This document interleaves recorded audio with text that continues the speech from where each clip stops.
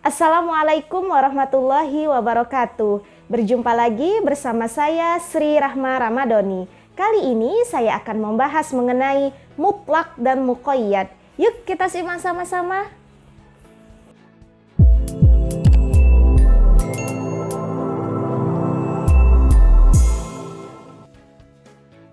Mutlak dan muqayyad.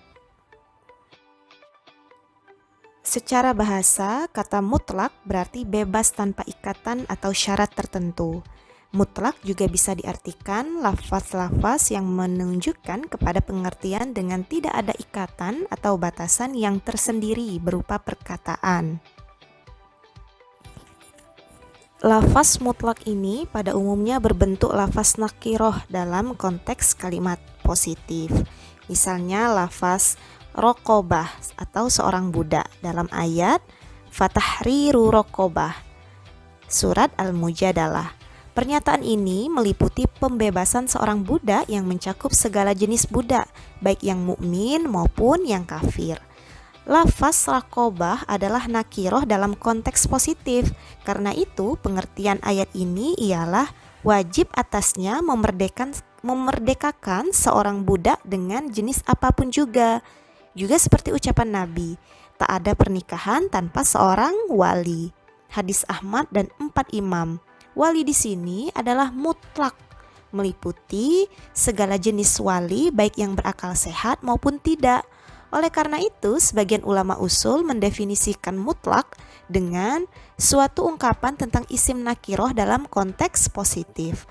Kata-kata nakiroh mengecualikan isim ma'rifah dan semua lafaz yang menunjukkan sesuatu yang tertentu.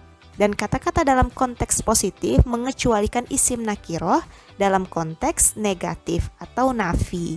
Karena nakiroh dalam konteks negatif mempunyai arti umum, meliputi semua individu yang termasuk dalam jenisnya.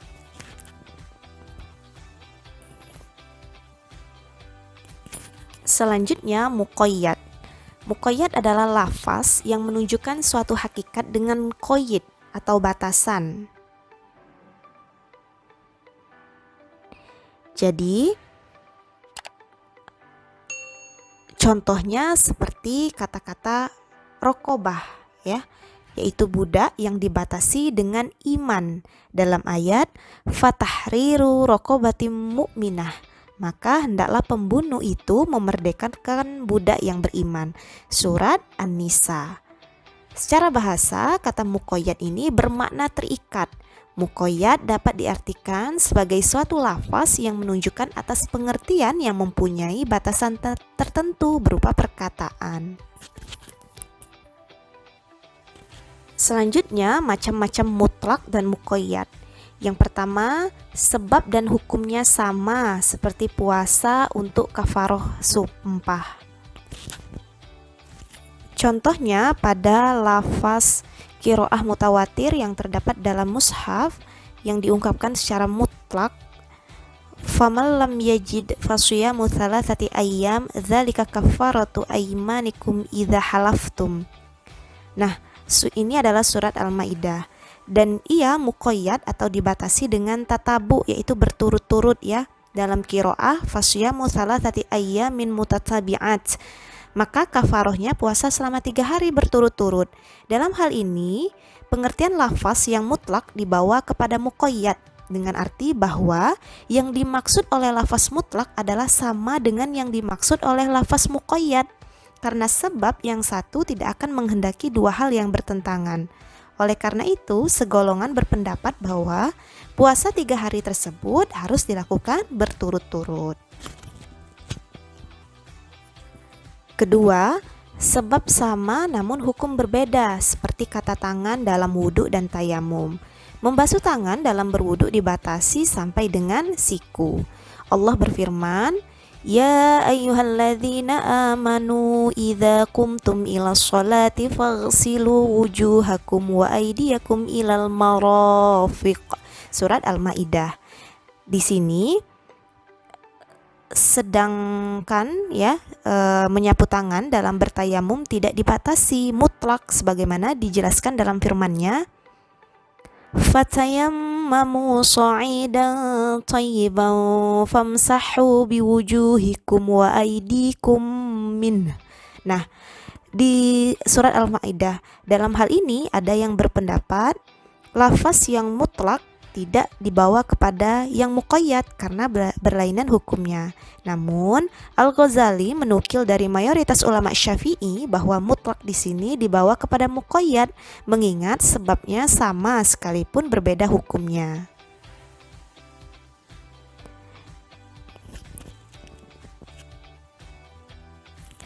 Ketiga, sebab berbeda tetapi hukumnya sama.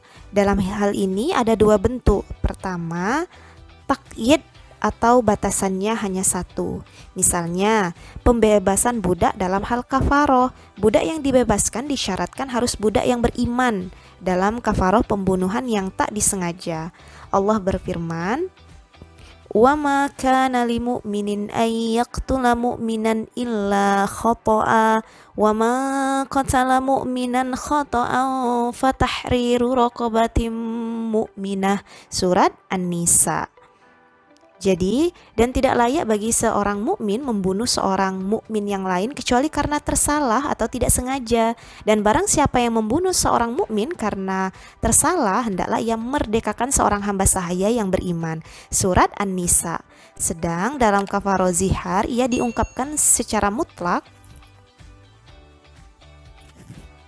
walladzina yuzahiruna min nisaihim thumma ya'uduna lima qalu fatahriru raqabatin min qabli an yatamassa.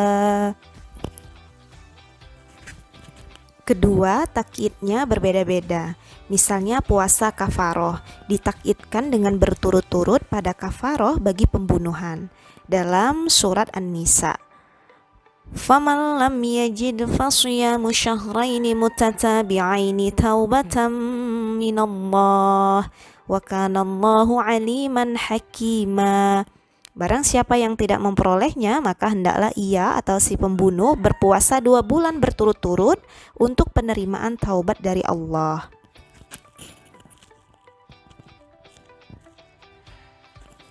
Ketiga, sebab berbeda dan hukum pun berlainan seperti tangan dalam berwudu dan dalam pencurian. Dalam berwudu ia dibatasi sampai dengan siku, sedang dalam pencurian dimutlakkan tidak dibatasi. Sebagaimana firman Allah, "Was-sariqu was-sariqatu faqta'u aydiyahuma." Surat Al-Maidah.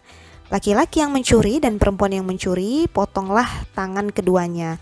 Dalam keadaan seperti ini, mutlak tidak boleh dibawa kepada muqayyad karena sebab dan hukumnya berlainan.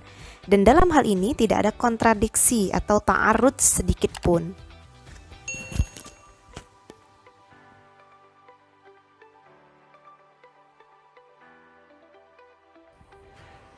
Terima kasih yang sudah menonton, semoga bermanfaat bagi kita semua. Jangan lupa berbagi. Saya akhiri. Wassalamualaikum warahmatullahi wabarakatuh.